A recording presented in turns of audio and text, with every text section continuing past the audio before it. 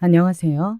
저는 서울의 변두리 동네 어딘가에 살고 있는 60대 할머니입니다. 요새는 60대라고 하면 할머니 취급받기에는 너무 젊은 나이라고 보죠. 세상의 인식도 많이 바뀌었고 의료기술도 많이 발전했다는 생각이 듭니다. 하지만 저는 손주들을 이미 본 사람이기 때문에 홀가분하게 할머니라고 스스로를 칭할 수 있겠네요. 제가 딸 하나, 아들 하나 이렇게 두었는데요. 딸이 첫째이고요. 시집을 25살에 갔어요. 무척 일찍 갔죠. 결혼하겠다고 우겨댔던 것이 딸이 24살 때의 일이었으니 허락이 빨리 떨어졌다면 시집을 24살에 갈 뻔했었습니다. 저하고 남편이 그때 처음에는 결혼 허락을 안 해줬었어요. 마음 같아서는 영원히 안 해주고 싶었죠. 저희 딸이 자기보다 4살 많은 남자를 데리고 와서는 결혼을 하겠다고, 그러니 허락을 해달라고 막 그랬었는데요. 궁합도 안 본다는 4살 차이예요. 1년 넘게 만나는 동안 크게 싸운 적이 한 번도 없었고요. 저하고 너무 잘 맞아요. 더 오래 끌고 싶지도 않고 그냥 빨리 결혼해서 같이 살고 싶어요. 그러니까 제발 허락해 주세요. 네? 간절함, 그리고 설렘이 가득 담긴 딸의 눈빛을 바라보면서 저는 무척 입장이 난감해지고 있었습니다. 왜냐하면 제 옆에 있던 남편의 기분이 실시간으로 가라앉고 있는 게 느껴지고 있었기 때문이에요. 기분이 너무 가라앉아서 바닥을 뚫고 지하까지 내려가고 있는 듯하였습니다. 그런 무시무시한 남편의 분위기를 읽지 못한 것인지 아니면 아무래도 상관없다는 것이었는지 딸은 더욱더 졸라대기 시작했습니다. 딸의 옆에는 그때 당연하게 사위도 있었는데요. 사내답게 허락해 주십시오. 이렇게 굴기는커녕 실실 웃는 모양새였습니다. 허락을 받는 것은 오로지 저의 딸의 몫인 것처럼 그렇게 굴고 있었던 거예요. 단지 그 못마땅하고 얄미운 모습 때문에 사이가 마음에 안 들었던 것은 아니었습니다. 저희 남편은 이러나 저러나 사위를 결사 반대할 예정이었거든요. 내 눈에 흙이 들어가기 전까지는 안 된다. 내가 김병창 그 인간을 얼마나 싫어하고 일을 가는데 어떻게 그 인간의 아들놈하고 우리 딸을 결혼시켜? 어떻게 그따위 상종 못할 집안하고 연을 맺어? 뭐? 사돈? 그따위 집안하고? 하, 지나가던 개도 안 웃을 천하의 개소리야. 절대 안 되니까 그런 줄 알아라. 아버지, 개인적인 원한을 이런 곳에 끌어오시면 안 되죠. 그건 반칙이잖아요. 시끄러워. 너는 지금 내가 원수로 생각하는 집안에 시집을 가겠다고 하는 중이고 나는 그걸 죽었다 깨어나도 허락해줄 마음이 없으니 그런 줄 알라는 거야. 남편의 외침이 떨어지기 무섭게 딸이 울컥해서는 자리를 박차고 일어났습니다. 그러자 사위는 어물쩍 일어나더니 저희 부부를 향해서 꾸벅 인사를 남기고는 딸을 뒤따라 나갔었죠. 사위까지 눈앞에서 사라지고 나자 그제야 갑자기 두통이 몰려와서 저는 이마를 짚은 채 아른 소리를 냈었고 남편은 이따 저녁은 나가서 자기 친구들하고 먹고 오겠다며 한숨을 내쉬었습니다. 친구들과 만나서 술자리를 가지고 실컷 이 상황에 대해 한탄을 하겠다는 의미였죠. 어쩌다 하필이면 딸이 그런 놈을 만났나 싶었습니다. 인간관계를 좁고 깊게 사귀던 남편은 본래는 더 경계심이 없이 사람들을 두루두루 만나는 편이었습니다. 그러나 어떤 사기를 당하고 나서 배신감을 느낀 후에 그렇게 변해버렸던 거예요. 점점 더 새로운 사람을 만나지 않게 되었고 옛날 오래된 친구들만 이따금씩 만났습니다. 남편을 이렇게 만든 사기 사건에는 그 사기를 친 당사자 놈이 존재하였으니 그 사기꾼 놈에게로 다리를 놔주었던 연결고리 역할을 했던 놈 또한 존재하였습니다. 바로 이 연결고리 역할을 했던 놈이 딸이 결혼을 하겠답시고 데려왔던 사람의 부친이었던 거예요. 아니 그러길래 끝까지 잘 살펴봤어야지. 사람을 믿어도 너무 잘 믿었던 쪽이 잘못인 거 아닌가? 내가 어디 그 사람이 그렇게 악질인 줄 알고서 처음에 소개를 해줬겠어? 나도 엄연히 따지자면 피해자요, 피해자. 사기꾼 때문에 평판이 떨어져 버린 피해자. 당시에 그놈이 얼마나 목을 빳빳하게 들고서 그 목에 핏대까지 세워가며 목소리를 높였던지 모릅니다. 결백하다 그랬고 억울하다고 그랬어요. 하지만 연결고리 그놈이 사실은 사기꾼 놈의 진면목을 애저녁에 다 알고 있었으며 그럼에도 일부러 저희 남편에게 접근을 해서 소개를 시켜주었다는 것은 심증으로 확신했습니다. 왜냐하면 저희 남편 말고도 그놈들에게 그런 식으로 피해를 입었던 사람이 또 있었거든요. 그러나 사기꾼 놈이 재판을 받고 감옥에 갇히는 동안에도 심증 외에는 아무런 증거가 없어서 연결고리 역할을 했던 놈은 유유자적이었습니다. 뻔뻔했죠. 그런데 딸이 아직 한참 이른 것 같아 보이는 나이에 대뜸 결혼을 한다는 것만으로도 황당해 죽겠는데 그 상대가 하필이면 그렇게나 안 좋은 기억으로 남은 악연의 아들이랄 게 뭡니까? 아무리 우리나라 땅이 좁다지만 이건 아닌 것 같았습니다. 그래서 당연히 절대 허락을 안 해줬습니다. 하지만 딸은 사위와 헤어지지 않았고 눈물바람으로 저희 부부를 설득하려 들었어요. 결혼도 하고 싶고 허락도 받고 싶다는 딸의 욕심 앞에서 저희 부부가 얼마나 가슴에 멍이 들었던지 모릅니다. 어쩔 수 없이 울며 겨자 먹기로 뒤늦게 허락을 해주게 되었고 딸은 행복하게 결혼식을 올렸죠. 하지만 남편의 마음은 상할 대로 상한 상태였고 부녀 간의 관계가 회복하기 어렵게 악화만 되어갔어요. 딸 역시 마음이 점점 더 상해서 발길을 점차 끊게 되었고요. 몸이 안 좋은 것 같다는 소리를 대수롭지 않게 몇 번 입에 담았던 남편이 청척병력 같은 건강검진 결과를 어느 날 받아들었고 암투병 생활에 들어갔을 때는 딸이 결혼한 지 한참 지난 시기였고요. 암세포와 싸우느라 지친 남편의 앞에 등장한 딸의 모습은 환자보다도 더 지쳐 보였습니다. 남편은 끝내 암 판정을 받은 날로부터 8개월째의 숨을 거두었는데요. 남편이 죽기 전에 딸이 고백을 했어요. 사실 맞고 살았으며 결혼 생활이 힘들었다고요. 그러나 결혼하면서 낳은 두 자식만 바라보느라 다 참아졌다고요. 사이놈이 이제 바람에 눈을 돌려서 사람을 때리는 건 거의 없어졌다는 딸의 고백에 저는 기절할 뻔했습니다. 그런 가슴 아픈 이야기를 듣고 눈을 감아야 했던 남편의 심정이 가늠도 되지 않았고요. 환장하겠다는 건 딸이 그럼에도 이혼까지는 생각을 안 하고 있다는 거였어요. 저는 딸이 미치게 불쌍하고 안쓰러우면서도 화가 났습니다.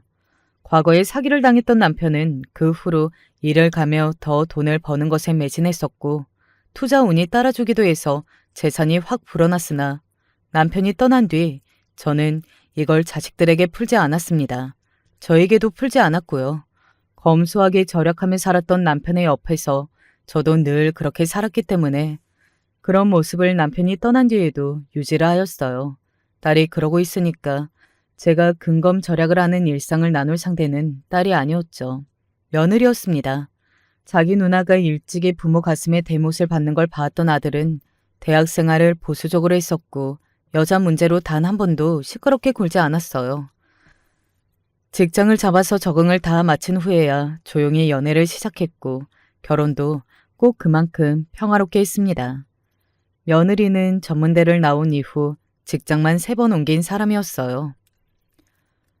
여행에 취미가 있었고 돈을 벌어서 퇴사를 한 뒤 길게 여행을 다녀온 것이 재미있어였죠. 며느리는 중학교 때 모친상을 당했고요. 고등학교 때 부친이 재혼을 하셨죠. 자식들을 놓고 재혼을 하셔서 며느리는 자기 친오빠와 둘이 그나마 의지를 살았다고 합니다. 그런데 이 친오빠라는 사람이 자잘한 사고를 많이 치더니 교도소까지 가게 되어서 며느리가 연락만 했지 사실상 얼굴은 안 보고 지낸다고 하였어요. 아무튼 이런 사람이 제 며느리였고 적당히 쾌활했으며 때때로 저하고 죽이 잘 맞았어요. 말동무를 해주는 게 고마웠고 며느리에게 시시콜콜 이런저런 이야기도 많이 했답니다. 또 잘 다니던 직장을 관둔 며느리는 대신 아르바이트를 시작했는데요. 그러거나 말거나 본인들이 알아서 할 일 같아서 저는 참견을 안 했답니다. 그러다가 며느리가 어느 날 갑자기 웬 해외여행을 같이 가자고 저한테 그러더라고요. 어머님, 전에는 필리핀을 많이 갔다면 요새는 베트남이 대세라네요. 저도 필리핀은 가봤고 태국도 가봤고 대만까지도 가봤는데요. 베트남은 아직 안 가봐서 궁금하더라고요. 요새 베트남 여행에 관심이 생겼어요. 이것저것 찾아보고 알아보던 와중에 항공권이 저렴하게 나온 걸 봤거든요. 어때요? 혹시 어머님은 생각 없으세요? 어디라고? 베트남? 음, 재미는 있겠다만, 근데 가게 되면 너하고 나하고 둘이서만 가는 거니? 네, 아무래도 그래야 할 것 같아요. 그래야 저렴한 날짜, 시간에 항공권 사고 숙소 잡아서 다녀올 수 있죠? 왜요? 저하고 둘이 가는 건 불편해서 싫으세요? 에이, 그럴 리가. 만약에 간다면 나는 좋아. 좋지. 내가 왜 싫겠니? 베트남이면 아주 먼 나라도 아니잖아. 다른 먼 곳들보다야 만만하게 갈 수 있는 것 같아서 좋은데 괜히 나 때문에 네가 신경이나 쓰고 구경할 거 구경 못하고 고생이나 하는 거 아닌가 모르겠다. 어머, 무슨 말씀을 하시는 거예요? 전혀 아니에요. 저는요, 어머님이 저하고 둘이서 가는 거 싫다고 하실까 봐 그게 걱정이었어요. 다른 건 전혀 걱정 안 됐고요. 저는 어머님하고 가는 거 생각만 해도 재미있어서 벌써 머릿속에 계획이 딱딱 잡히는걸요? 아, 그럼 저하고 베트남 가시기로 한 거죠? 저 그럼 땡처리로 나온 항공권 좀 얼른 알아볼게요. 아휴, 그래. 그렇게 하려무나. 갑자기 이렇게 결정이 되어버리니까 당황스럽기는 한데 원래 쇳불도 당김에 빼는 법이라고 하잖니. 하루라도 더 젊고 팔팔할 때 해외 구경 다니면 나야 좋지. 네가 어디 한번 야무지게 알아봐라. 나는 하여간에 웬만하면 네가 하자는 대로 다 따를 테니까. 며느리의 입에서 베트남 여행 이야기가 나왔던 건데요. 신기하게 제가 딱 하루 전날에 텔레비전에서 베트남을 다룬 여행 다큐멘터리 방송을 봤었거든요. 그래서 그걸 보는 동안 속으로 전혀 몰랐는데 저 나라도 무지하게 크구나. 정말 멋지고 재미있는 곳이 많은 나라야. 이런 생각을 했었어요. 그런데 바로 다음 날에 며느리가 딱 베트남 이야기를 꺼내니까 신기한 마음에서라도 저도 모르게 흔쾌한 수락이 튀어나가고 말았어요. 생각하고 자시고 뭐 그럴 것도 없었던 것 같네요. 홀린 것처럼 고개가 끄덕여졌고 충동적인 결정에 후회가 들지 않았으며 베트남 여행이 운명처럼 저에게 다가왔다는 긍정적인 생각 정도로만 하고 있었습니다. 출발 날짜가 한 달도 아니라 한 달에 조금 못 미치는 3주 뒤였습니다. 여권에 남은 기간이 넉넉해서 다행이었다고 가슴을 쓸어내려야 했었네요. 출발 날짜가 얼마 안 남은 데다가 인기가 많은 요일의 항공권이 아니어서 그런지 며느리가 저렴한 가격에 잘 구했어요. 숙소도 저한테 이런 곳을 예약했다고 사진을 보여줬는데 아주 그럴싸하게 분위기가 좋더라고요. 여러분 같으면 이런 때에 어떠셨겠나요? 며느리가 자기만 믿고 따라오라면서 동남아 여행 계획을 해주었고 후딱 떠나게 된 상황입니다. 조금은 갑작스럽지만 그런 만큼 더욱 설레고 흥미롭지 않겠어요? 제가 딱 그랬어요. 베트남에 가서 신으려고 모처럼 샌들도 하나 새로 장만을 했었죠. 어머니, 혹시 그거 신발 새로 사신 거예요? 너무 편하고 좋아 보여요. 어떻게 그런 걸 고르셨어요? 어머님 진짜 센스쟁이시다. 저보다 안목이 뛰어나시다니까. 정말 센스 만점. 뭘 이런 거 가지고 센스 만점이라고. 너는 참. 마트에 가보니까 이런 걸 안 팔아서 시장에 가서 찾아봤더니 있더라. 네? 시장이요? 이런 것도 어머님은 시장에서 구매를 하셨어요? 그럼 시장에서 구매를 하지 어디서 하겠어. 시장에서 튼튼하고 가격도 좋은 걸 얼마나 많이 건질 수 있는데 이것도 원래는 2만 원에 처음에는 팔던 거라고 하던데 조금 지난 상품이고 이제 창고에 자리 없다고 나한테 저렴하게 주더라. 내가 얼마에 샀게? 얼만데요? 2만 원에 팔던 거였으니까 그럼 깎아서 1만 5천 원이요? 에이, 아니지. 10,000원. 1만 원 주고 샀어. 네? 신발이 되게 좋아 보이는데 10,000원이면 정말 잘 사셨네요. 어머니는 가격 협상의 달인이신가 봐요. 내가 혹시 8,000원에 살 수 있을까 싶어서 기웃거려 봤는데 에라이 그건 안 되겠더라. 거기 사장님도 믿지는 건 하시지 말아야지 싶어서 그냥 10,000원 냈어. 에이 기분이다. 며느리하고 동남아 베트남 여행 가는데 10,000원? 까짓거 기분이다. 이러고서는 샀지. 마음에 드는 여행용 샌들을 건진 것이 저는 아주 좋았는데요. 구매 일화를 듣는 며느리의 표정이 어딘가 뭐라고 해야 하나? 조금 썩어 들어가고 있었습니다. 음식물 쓰레기통 안에서 시들어가는 바나나 껍질 같아 보였죠. 10,000원으로 기분을 내시다니.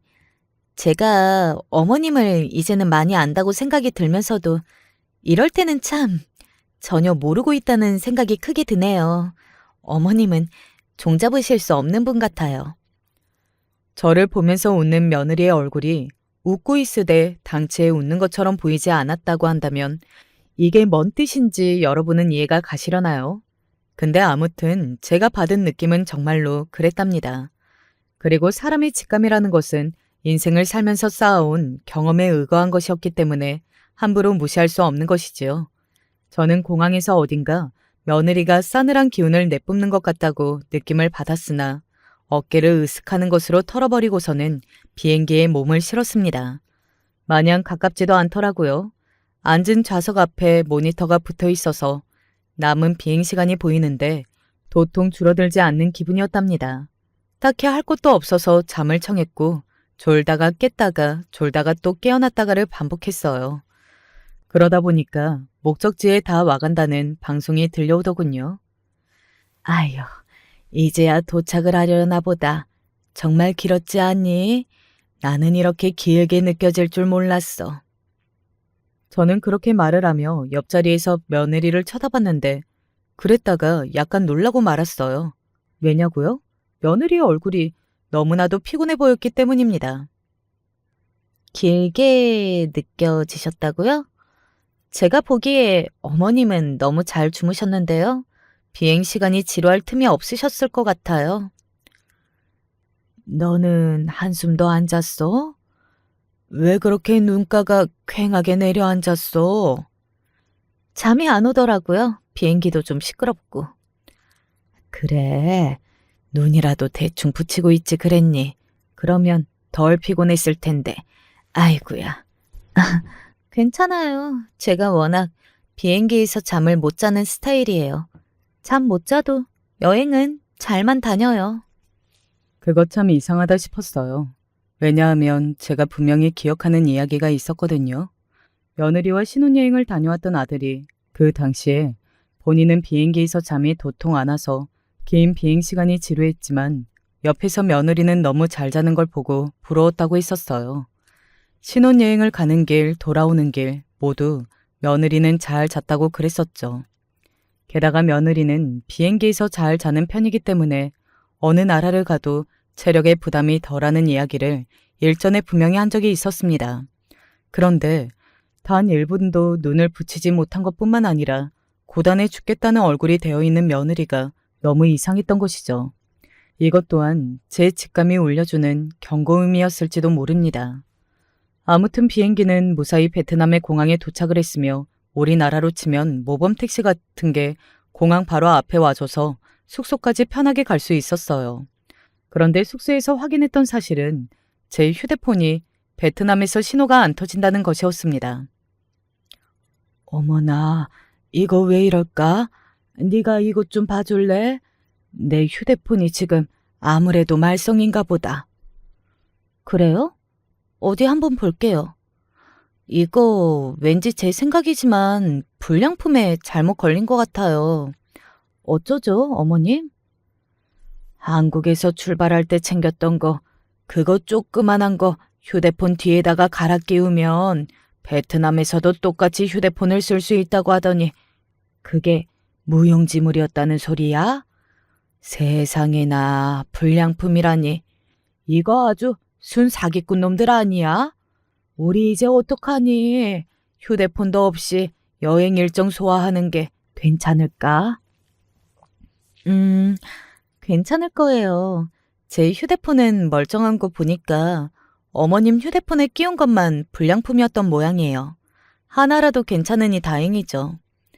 아이고, 다행이다. 정말 다행이야. 어차피 휴대폰은 너 하나만 챙기고 다녀도 될 일이니까 내 거가 안 되는 것쯤이야 별로 큰 문제도 아니겠지. 우리나라에서 쓰던 휴대폰을 고스란히 외국에서 쓸 수는 없었으니까요. 며느리가 미리 준비했던 게 있었어요. 작은 휴대폰 부품인데 그걸 기계의 뒷면에 원래 들어있던 것과 바꿔 끼우면 외국 현지에서 쓸 수 있는 휴대폰으로 변신을 하는 것이었습니다. 그런데 하필이면 제 것이 아주 몹쓸 불량품이었는지 아예 변신을 못하더군요. 아무런 기능이 없었어요. 어차피 며느리가 휴대폰을 보고 다니는 것이니까 그때까지만 해도 아무런 문제의식을 갖지 못했었죠. 멋진 해변가를 보니까 우리나라 부산 해운대하고는 다르더군요. 강원도 바다하고도 달랐어요. 베트남만의 멋진 분위기가 가득해서 그 경치에 금세 빠져들었어요. 새로 산 샌들이 모래사장에서도 큰 역할을 한다고 자랑을 했더니 며느리가 떨떠름한 표정을 지었습니다. 또 그렇게 썩은 표정이라니? 암만 해도 며느리가 이 샌들을 별로 안 좋아하는 것 같아서 그 이후로는 신발 이야기를 안 했었네요. 베트남에서 맛보는 진짜 백이 현지의 베트남 쌀국수를 흡족하게 먹었는데 정작 맛집을 찾아낸 주인공인 며느리는 젓가락을 깨작거렸습니다. 너 왜 그러니? 혹시 입맛이 없어? 컨디션이 별로인 거 아니야? 네? 그게 그냥 입맛에 안 맞네요. 뭔가 특이한 향이 나는 것 같아요. 이게? 고수풀도 안 들었는데 무슨 향이 난다는 건지. 그리고 너 웬만한 외국 음식들은 다 잘 먹는 거 아니었니? 베트남 쌀국수는 우리나라에서도 원체 사람들이 많이 먹는 메뉴인데. 아니에요. 제가 베트남 쌀국수를 잘 못 먹는 사람인 듯 싶어요. 그게 아니라 네가 지금 어딘가 몸이 불편한 기색인데 비행기 안에서부터 뭐 마려운 강아지 마냥 쩔쩔매는 얼굴이잖아. 괜찮은 거 맞아? 괜히 나 때문에 무리하지 않아도 된다. 어머님, 제가 그렇다면 그냥 그런 줄 아시지. 왜 이렇게 꼬투리를 잡으세요, 사사건건 짜증나게. 제가 아무래도 과한 참견을 했던 모양이었어요. 며느리가 버럭 화를 냈습니다. 순간적으로 울컥해서 내지른 화가 아니었고 눈매가 이글이글 타오르는 걸 봐서는 진짜 많이 화가 나서 저한테 그러는 걸로 보였어요. 놀란 제가 심장이 벌렁벌렁거렸죠. 뭐라 말을 해야 할지 몰라서 가만히 있었는데 며느리가 중얼대면서 저한테 하는 소리가 본인은 먼저 계산하고 앞에 나가 있을 테니 저는 남은 음식을 천천히 먹고 나오라고 그랬습니다. 그러더니 정말로 자리에서 일어나더라고요. 계산하는 모습이 보여서 저는 어안이 벙벙했죠. 그런 상황에서 어떻게 혼자 남아서 느긋하게 음식을 마저 먹을 수 있겠나요? 대충 그냥 젓가락질 두어 번만 하다가 씁쓸한 입맛을 다시며 자리에서 일어났습니다. 그랬더니 그 식당 직원이 테이블 위를 치우려는 모양새로 다가와서는 조심스레 저를 향해서 괜찮냐고 묻더라고요. Are you okay? 이렇게요. 며느리가 아까 크게 소리를 질렀기 때문에 직원도 이쪽을 주시하고 있던 모양이었어요. 제가 오케이라고 대답을 해줬더니 직원이 다행이라는 듯 순박하게 웃어주었습니다. 그 식당을 빠져나와서 마주치는 베트남 사람들도 마찬가지였어요. 거의 다 비슷하게 순박한 표정을 지었고 친절하였습니다. 관광업으로 먹고 사는 동네이다 보니까 기본적으로 다들 영어로 서비스를 구사하려고 들었고요. 특히나 숙소라든지 유명한 식당에서 일하는 베트남 사람들은 영어를 정말 잘했습니다. 며느리는 요즘 젊은 사람이기도 하고 여행을 좋아하는 편이라 그런지 영어를 어느 정도 뱉을 줄 알았어요. 그래서 길을 물을 때 아주 수월했었고요. 하여간 저는 며느리만 믿고서 움직이는 입장이었는데 별거 아닌 일로 분위기가 안 좋아진 것 같아서 마음이 불편하더라고요. 내가 너한테 좀 귀찮고 번거롭게 굴었지. 미안하다. 내가 워낙 성격이 좀 그렇잖아. 마음씨 넓은 네가 이해를 좀 해주면 좋겠구나. 멀리 여행 나왔는데 뭐든지 좋게 좋게 가면 그게 정말로 좋은 거 아니겠니? 네, 알겠습니다. 제가 사실 컨디션이 그렇게 좋은 건 아니라서요. 외국 나와 있는데 어머님도 모셔야 하는 입장에서 컨디션이 별로 안 좋다 보니까 제가 좀 예민해졌었나 봐요. 죄송해요. 아이고야, 그랬구나. 어쩐지 네가 비행기에서도 고단해 보이고 숙소에서도 잠을 설친 것 같고 그래서 내가 속으로 계속 걱정이기는 했어. 관광도 체력이 받쳐줘야 하는 법인데 지금 너무 무리할 거 없으니까 쉬엄쉬엄 가자꾸나. 나는 하나도 욕심 안 나니까 괜찮아. 그렇게 말씀을 해주신다면야. 네, 어머님. 그렇게 할게요. 어머님, 정말 감사해요. 우리 어머님이 세상에서 최고인 것 같아요.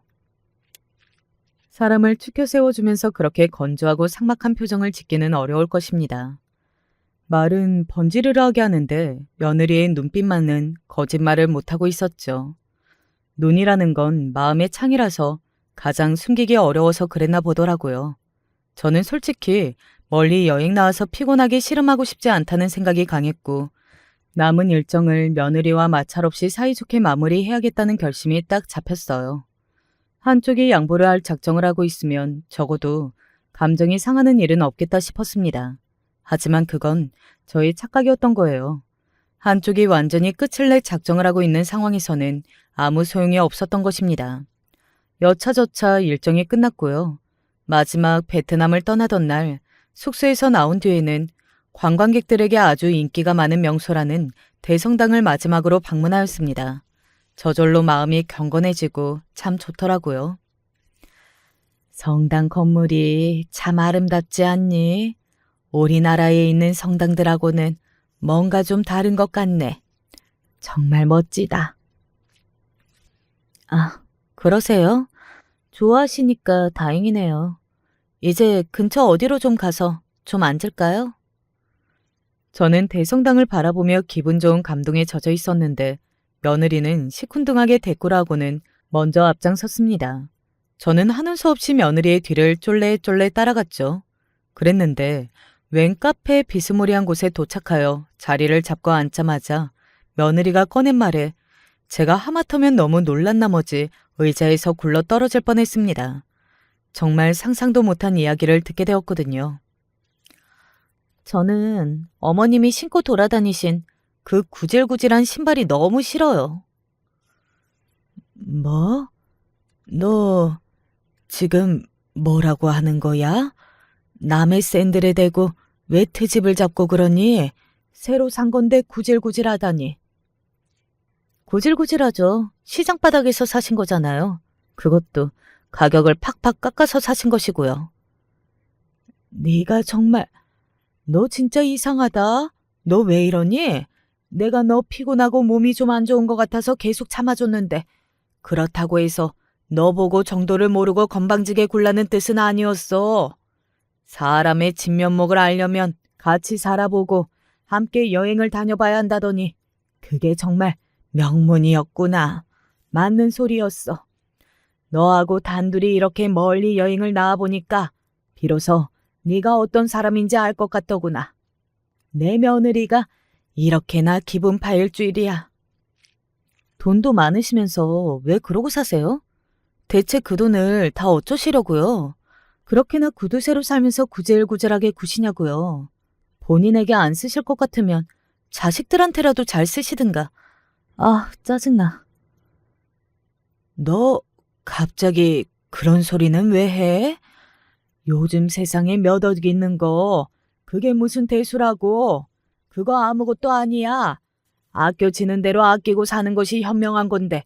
그리고 네가 나한테 그렇게 짜증을 낼 자격이 있다고 너는 생각이 드니? 며느리가 소리를 질렀을 때 제 머리에 띵한 울림이 있었습니다. 결국은 돈이었던 거예요. 돈이라는 것에 본심이 담겨 있었고 나머지는 장가지일 뿐이었던 것입니다. 진심 어린 짜증이 묻어나는 며느리의 얼굴을 보면서 저는 제가 지금 현재 낯선 나라에 와 있다는 사실을 떠올렸고 그러자 조금 불안해졌습니다. 그래서 일부러 겉으로는 대수롭지 않은 척 표정과 말투를 꾸며냈던 거예요. 글쎄요. 고작 그냥 몇 억 있으신 게 전부는 맞고요. 세상에나 말하는 이 싸가지 좀 보게. 너 아주 갈 때까지 다 갔구나. 일단 지금은 이러지 말고 한국에 들어가서 집으로 돌아가서 차분히 대화를 좀 해보자꾸나. 이따가 비행기 타러 가야 하는데 너는 나하고 싸우겠다고 작정을 한 게 아닌 이상 지금 왜 이런다니? 아휴, 머리부터 식혀라. 그냥 몇 억 있는 거 아니잖아요. 30억 정도는 있으신 거 아니에요? 최소한으로 30억은 있으실 텐데. 맞죠? 며느리가 너무나도 자신만만하게 확신에 찬 어조로 말을 해서 당황스러웠습니다. 어떻게 며느리 입에서 딱 30억이라는 구체적인 숫자가 나온다는 말입니까? 이건 아무것도 모르고서는 나올 수 있는 말이 아니었어요. 그 혼란스러운 와중에도 당연하게 며느리가 정보를 얻은 출처는 바로 제 아들이겠구나 하는 생각은 잘 들더군요. 서경이한테 네가 뭔 소리를 들었구나. 근데 서경이도 네가 지금 내 앞에서 이렇게 버르장머리 없이 함부로 군다는 걸 알까? 어머님, 됐고요. 다 필요 없고요. 돈 주세요. 돈이라니? 지금 여기서 무슨 돈을 달라는 거야? 제가 요긴하게 잘 쓸게요. 어머님처럼 답답하게 구두쇠처럼 굴지도 않을 거고요. 그렇다고 해서 사치를 펑펑하지도 않을 거예요. 그냥 적당히 돈에 대한 예우를 갖추면서 돈 좀 있는 사람이라면 응당 사회에 풀어야 하는 액수만큼 딱 그 정도로만 제가 조절을 잘 하면서 행복하게 살 수 있을 것 같거든요. 아까부터 정말 기가 막히네. 너 이러려고 나한테 베트남 여행 오자고 했니? 이런 소리나 하려고? 네, 그럴 작정이었어요. 그래도 기본 도리는 하고 살려고 노력하는 아주 양심적인 년이라서요. 첫날에 어머님을 팽할 수 있었는데 안 그러고서 오늘 지금까지 왔잖아요. 어머님한테 관광도 다 시켜드렸고요. 관광 시켜줬으니까 돈을 내놓으랴. 하, 그래서 내가 너한테 얼마를 줘야 하는 거니? 어디 한번 드러나 보자. 이미 들으셨잖아요. 30억이요. 그거 주세요. 저한테. 말씀드렸다시피 제가 정말 잘 쓰겠습니다. 너무 황당하고 어이가 없으니까 전신에 소름이 돋더라고요. 이런 경험은 정말 처음이었고 2번 다시 해보고 싶지도 않았습니다. 저는 며느리의 헛된 소리에 대꾸할 가치조차 못 느꼈고 자리에서 일어나며 공항으로 당장 가기나 하자고 그랬어요. 비밀번호를 알려주시면 지금 공항으로 출발할게요. 비밀번호라니. 무슨 비밀번호를 말하는 거야? 설마 내 계좌 비밀번호? 지금 제 친정 오빠가 대기 중이에요. 한국에서. 어머님의 휴대폰을 들고서 말이죠. 저는 그 순간 배신감에 치를 떨어야만 했습니다. 며느리의 입에서 나온 제 휴대폰. 그것은 제가 새로 사서 들고 다니는 휴대폰 이전에 쓰던 것이었고요. 은행에 접속하는 것들은 다 그 휴대폰에 그대로 있었어요. 저는 일부러 전에 쓰던 휴대폰에 은행 기능을 그대로 두었고 이따금씩 은행 업무를 본다든지 할 때만 그 휴대폰을 이용하였습니다. 그런데 며느리가 그걸 다 알고 있었던 겁니다. 남매가 쌍으로 지랄인 것 같아서 허무한 웃음만 나왔네요. 내가 비밀번호를 알려주면 돈을 이체하려고? 그렇게 돈을 빼어가려고? 아주 기발한 계획이구나. 그런데 내가 안 알려주면 어쩔 생각이니? 안 알려주면 그만인데. 어머님, 여기서 버림받고 싶으세요? 길도 모르고 돈도 없고 영어도 못하시면서 버려지고 싶으시면 계속 그렇게 당당하게 구시든가요. 너 앞으로 나를 어떻게 보려고 지금 이러는 거야? 나는 네가 이해가 안 가는구나. 이해요? 안 하셔도 돼요. 이해를 받고 싶지도 않고요. 어머님같이 배가 터질 때까지 혼자 음식을 다 처먹어가면서 남한테 음식을 나눠줄 줄도 모르는 그런 욕심 많은 놀부 심보를 지닌 사람의 이해 따위는 안 받아도 돼요. 그딴 거 필요 없어요. 내가 구두쇠라서 돈을 꽉 쥐고 있어서 너는 이게 그렇게나 싫었니? 대체 네가 내 친자식이라도 해? 그런 것도 아닌데 어디서 탐욕을 부려?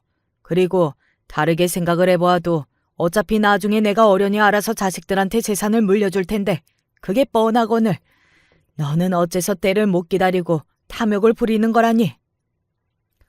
그게 더 짜증이 난다고요. 재산 물려주는 그때가 언제인지 가늠도 안 되고 언급도 없고 물어보면 회피하고 그런데다가 예쁜 구석 하나 없는 딸년한테까지 재산을 공평하게 물려줄 것만 같다는 말이지. 아들한테만 물려줄 거라고 땅땅 못이라도 박았으면 모를까. 딸년한테까지 줄 낌새인데 그 꼴을 어떻게 봐. 있어도 안 쓰는 돈 그냥 빨리 나한테 달라고. 내가 잘 써줄 테니까. 며느리가 눈이 돌아서 소리를 질렀고 저에게 비밀번호를 빨리 말하라며 윽박을 질러댔습니다. 저도 모르게 그때 고개가 저어졌던 것 같아요. 절대로 며느리에게 돈을 줄 수는 없었습니다. 그게 30억이 아닐지라도 얼마가 되었든 결코 용납할 수 없는 일이라는 생각이 들었어요. 너 같으면 알려주겠니? 네가 지금 나라면 너한테 알려주겠어? 안 알려주겠지? 이 어리석은 거사. 너는 자충수를 둔 거야. 돈에 정신이 팔리고 눈이 멀어서 큰 실수를 저지른 거야. 정신을 차려. 결국 그렇게 나오시겠다? 그럼 어디 이곳에서 영원히 잘 사시든가요. 우리나라 수준의 치안을 기대하면 안 되는 것 정도는 아시죠? 갑자기 어디선가 튀어나온 정체 모를 사람들한테 끌려가서 무슨 일을 당하셔도 저는 몰라요. 몸값을 노리고서 관광객들을 납치하는 질 나쁜 조직에 잘못 걸리면 그때는 피눈물을 흘리면서 후회하시겠죠. 얌전히 그냥 며느리 쓰라고 돈을 좀 줬다면 좋았을 거라고 그렇게 후회를 하셔봤자 그때 가서는 너무 늦어요.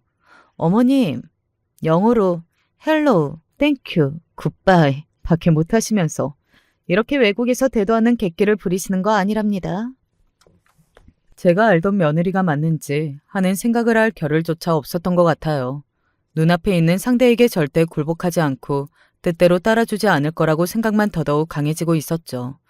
제가 어림도 없다면서 쏘아붙이니까 며느리는 잔뜩 화가 난 얼굴로 벌떡 일어났습니다.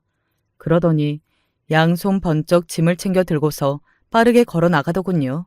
순식간에 제 몫의 짐마저 며느리에게 빼앗겼다는 생각이 들어서 얼른 뒤를 쫓아갔는데 이미 며느리는 어느 택시 같은 차에 올라타고 있었습니다. 이렇게 타이밍을 딱 맞춰서 차가 앞에 서 있다니 며느리가 계획을 했거나 거기에 그치지 않고 저 차와 한패라는 생각이 들어서 무서워졌습니다. 아주 순식간에 며느리가 탄 차가 제 눈앞에서 사라졌고 저도 모르게 제 몸을 내려다보았는데 아무것도 없더군요. 편하게 걸친 옷이 전부였어요. 그리고 시장에서 산 새 샌들이 눈에 들어왔죠. 내가 이걸 사러 갔을 때 시장 입구에서 과자 부스러기인지 아는 걸 잘못 밟았어. 하마터면 크게 넘어질 뻔했던 그때. 이미 그때 딱 불길한 걸 알아차렸어야 했는데 뭔가 비행기를 타기 전부터 느낌이 좋지 못했는데 이렇게 되는구나. 불량품인지 뭔지라는 것을 핑계로 제 휴대폰을 무용지물로 만든 것도 전부 며느리의 계략이었어요. 그것마저도 제 가방과 함께 모조리 가져가 버린 며느리였습니다. 저는 친절하면서도 영어를 잘했던 베트남 사람들의 특징을 떠올린 후 그렇게 보이는 젊은 사람에게로 다가가서 물었습니다. How do I get to the Korean embassy? 한국 대사관에 어떻게 가면 되나요?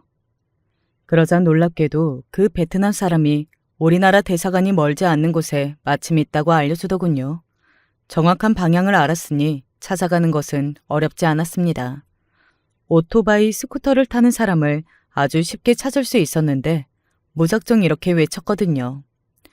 I want to go to the Korean Embassy. 한국 대사관에 가고 싶습니다. 한국인이 자기 나라 대사관에 애타게 가고 싶어하는 것을 본 베트남 사람들이 나서주었어요. 튼튼한 자전거를 타는 어떤 여학생의 뒷자리에 타서 반쯤 이동을 했고요. 나머지 거리는 어떤 나이 지긋한 남자 어르신의 스쿠터에 신세를 졌습니다. 순식간에 우리나라 대사관에 도착을 했죠. 대사관 앞에 도착을 해서는 한국말을 쓰면서 사정사정을 했습니다. 안으로 들어갈 수 있었고 짧게 자초지정을 설명한 저는 한국에 있는 가족들에게 연락을 하고 싶다는 뜻을 밝혔어요. 그렇게 전화기를 들게 되었을 때 저는 아들에게 연락할지 말지를 두고 고민하였습니다.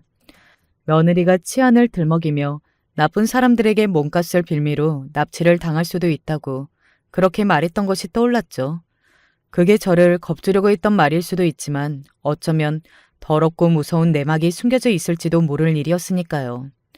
그렇게 커다란 일이라면 그것까지 아들이 당연히 알고 있지는 않을까 싶어서 제 손이 자꾸 머뭇거렸어요. 결국 제가 누른 번호는 다른 번호였습니다. 미영아, 나다. 엄마야. 엄마? 모르는 번호가 떠서 안 받을까 하다가 받았는데 무슨 일이세요? 그게 미영아, 내가 지금 베트남에 와 있다. 돈도 없고 아무것도 없어서 지금 대사관에 찾아왔고 여기서 너한테 전화를 건 거야. 네? 뭐라고요? 갑자기 그게 다 무슨 소리예요? 아니 대체 엄마 무슨 일이 있었던 거예요? 저는 딸에게 전화를 걸었고 제가 겪은 일을 그대로 털어놓았어요. 그러자 즉각 분노를 하면서 정말 난리도 아니었는데 그만큼 금세 평정심 또한 찼더군요. 딸은 저에게 대사관의 직원과 이야기를 나누겠다고 하였습니다. 왜 그렇게 딸이 든든하게 생각이 되던지요. 잠시 후 저는 공항으로 출발할 수 있었고요.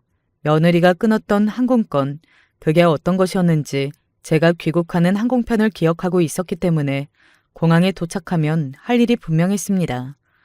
운이 따라줘서 며느리를 바로 발견한다면 좋을 것 같다는 생각을 하면서 공항에 발을 들였던 바로 그때였어요. 정말로 제 눈에 며느리가 곧장 포착이 된 거예요. 며느리는 잔뜩 인상을 쓴 채로 짐더미 앞에 쭈그려 앉아서 통화 중이었습니다. 그 앞으로 제가 거침없이 다가갔죠. 몰라. 생각대로 잘 안 풀리는 걸 나보고 어떡하란 소리야. 어머니? 통화 상대에게 짜증을 내던 며느리는 무심코 고개를 틀었다가 저를 발견하고서는 미친 듯이 놀랐습니다. 대사관에서부터 같이 와주신 분께서 며느리를 향해 호통을 치셨고요. 살다 살다가 이렇게 악랄한 일은 처음 접합니다. 금수만도 못하게 살 것 같으면 차라리 죽는 게 낫죠. 저는 얼굴이 하얗게 질린 며느리를 향해서 대사관에서 오신 분이라고 빠르게 속삭였습니다. 그러자 며느리가 벌떡 일어나려고 하다가 다리가 후들거려서 바닥에 엉덩방아를 찍었어요. 사실 저와 공항까지 와주신 분은 대사관에서 일을 하시는 분은 아니었고 때마침 그때 대사관에 방문하셨던 베트남에서 사업을 하고 계신 한국인 분이셨습니다. 제 사정을 들으시고 열이 받아서 나서주셨던 것이고요. 아니, 대체 어떻게 대사관까지 찾아가신 거예요? 그것도 이렇게나 빨리? 말도 안 되는데? It's possible because I can speak English. 가능한 일이야. 내가 영어를 할 줄 아니까. 네? 뭐라고요? 어머님이 영어를? You never asked me if I could speak English. 나한테 영어 할 줄 아느냐고 물어본 적은 없었잖아. 저희 남편이 사업 때문에 해외를 다니게 되었을 때 제가 처음으로 영어에 호기심이 생겼었죠. 그때 영어를 할 줄 아는 대학생을 수소문했다가 과일을 따로 받기 시작했었어요.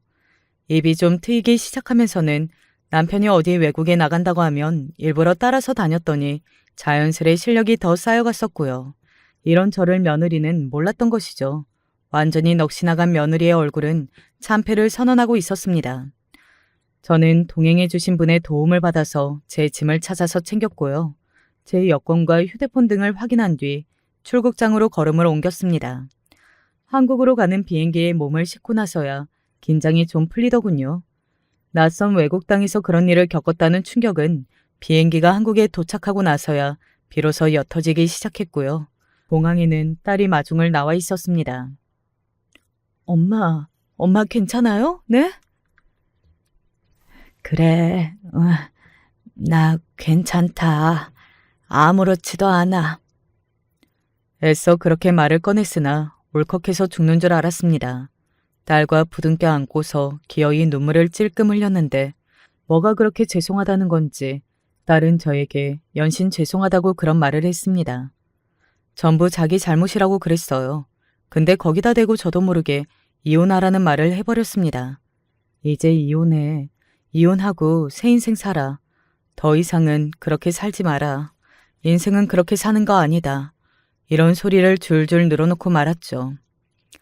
그런데 놀라운 점은 딸이 울면서 힘차게 고개를 끄덕였다는 사실입니다. 짧지만 길었던 며느리와의 해외여행. 그것이 참 많은 것을 바꿔놓을 줄을 누가 알았겠나요? 출발할 때까지만 해도 정말 이렇게 될 줄은 상상도 못했었죠. 며느리가 저지른 황당무계한 만행에 아들 녀석은 당장 제 앞에 무릎을 꿇었습니다. 엄마, 죄송해요. 제가 잘못했습니다. 집에 돈 많다고 믿을 구석 있다고 그렇게 자랑을 하고 싶었던 것 같아요. 다른 의도는 없었어요. 그냥 여자 앞에서 허세를 부리고 싶고 잘난 척을 하고 싶었던 그런 유치한 남자의 마음이었습니다. 은근하게 자랑질을 하려다 보니까 입방정을 잘못 떨었어요. 절대로 재산을 빼돌린다든지 돈 문제를 일으킬 생각은 없었고요. 저는 그럴 생각 자체가 없었기 때문에 이런 일이 벌어질 줄은 몰랐어요. 엄마, 저 진심이에요. 아들 녀석이 무릎을 꿇은 채로 눈물이 그렁그렁해서 말을 하는데 정말 만약에 아들이 며느리의 그런 만행에 가담을 했다거나 그걸 알고 있었다고 한들 제가 저의 판단으로 아들을 외면하고 원망하고 미워하고 그러지는 못했을 것 같다는 솔직한 생각이 들었습니다. 그래서 저는 아들에게 알아서 깔끔하게 정리를 하라고 말했어요. 네 누나는 이혼한댄다. 너는 어쩔 거니? 너도 빨리 결정해야지. 그게 정말이에요? 누나가 이혼을 한다고요? 그래, 그러니까 너도 할 거면 후딱 빨리 하는 게 좋을 거야. 네가 깔끔하게 이혼을 하고 싹 정리를 하는 걸로 내 마음이 풀릴 것 같지만 그게 너무 늦어지면 그때는 이혼만으로도 내 마음이 안 풀리고 개운하지 못할 수도 있거든. 당장 이혼하겠습니다. 이번 일로 신뢰가 다 깨져서 저는 당연히 이혼을 해야 한다고 무조건 생각하고 있던 참이었어요. 제가 바로 깔끔하게 정리를 할게요.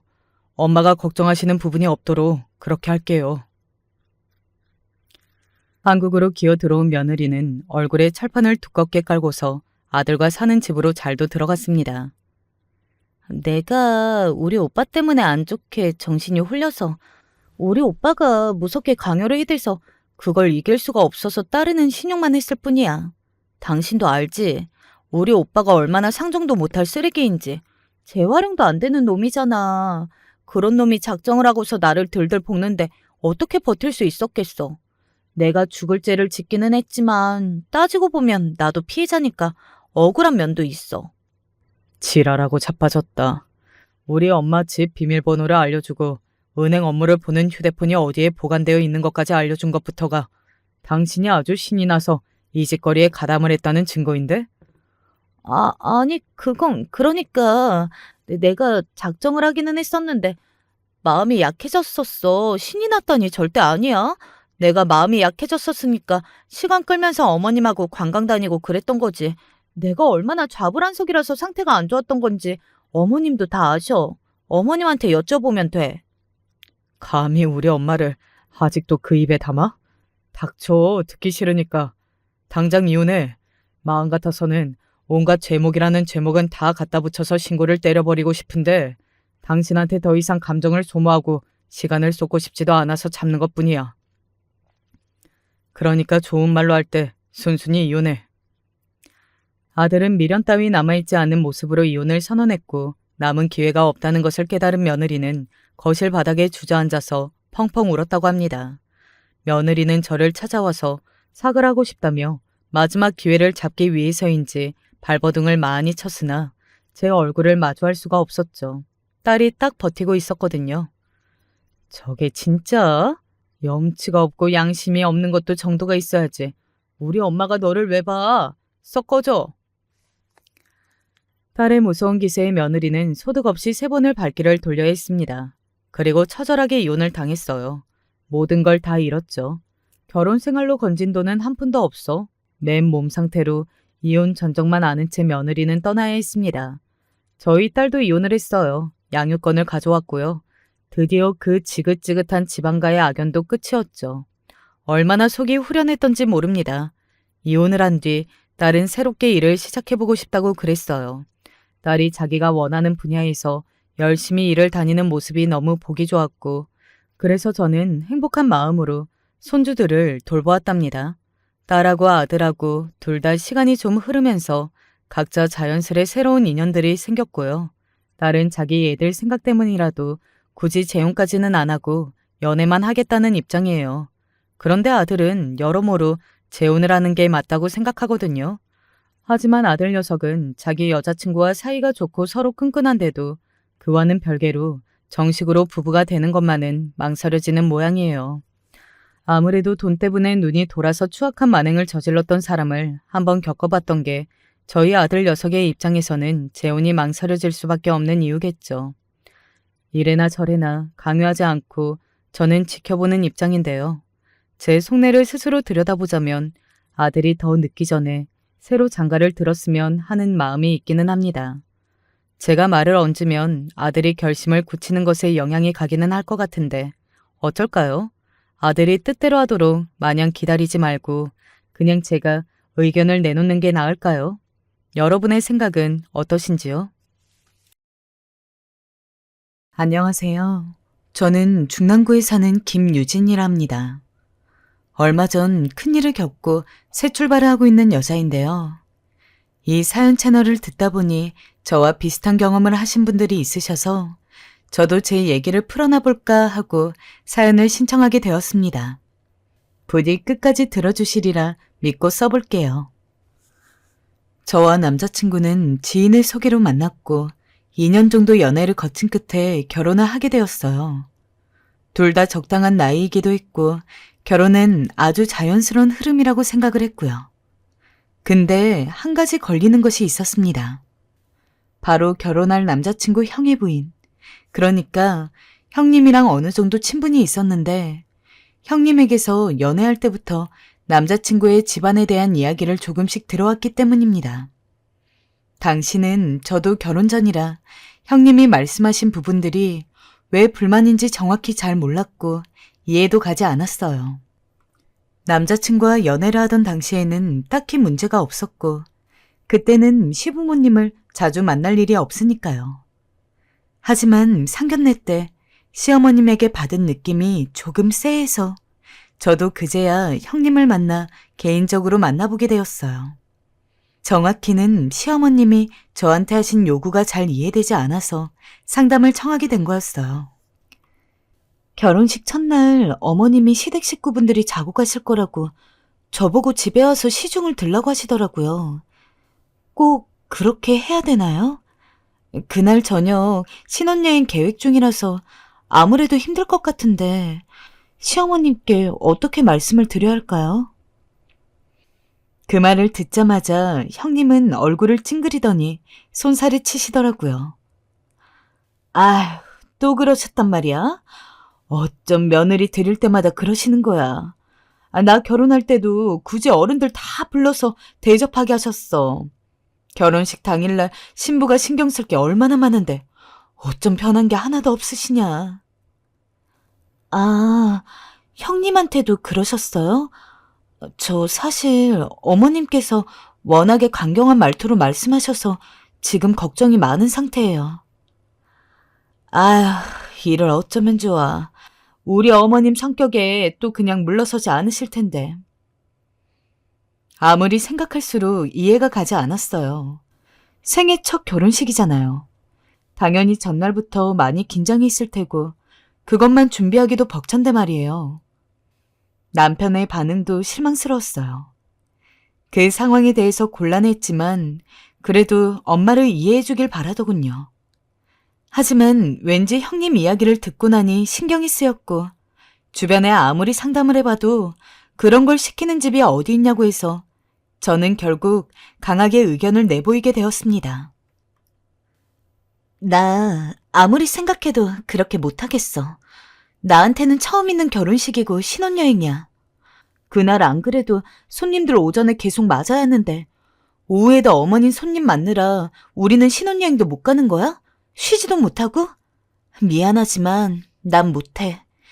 당신이 어머님께 말씀드려줘. 당황한 남편은 쩔쩔매면서 어쩔 줄 몰라 했어요. 아, 유진아, 그러지 말고 내 이야기 좀 들어봐. 아마 엄마는 이미 집에 들을 손님들에게 다 전화 돌리셨을 거야. 이제 와서 취소하기는 어려울 것 같아. 그러니 이번만 좀 그렇게 넘어가자. 하지만 이번뿐이 아니라 형님 때도 그렇게 했다는 말을 들어보니 도저히 참을 수가 없더군요. 아니야, 나는 그렇게는 하기 힘들겠어.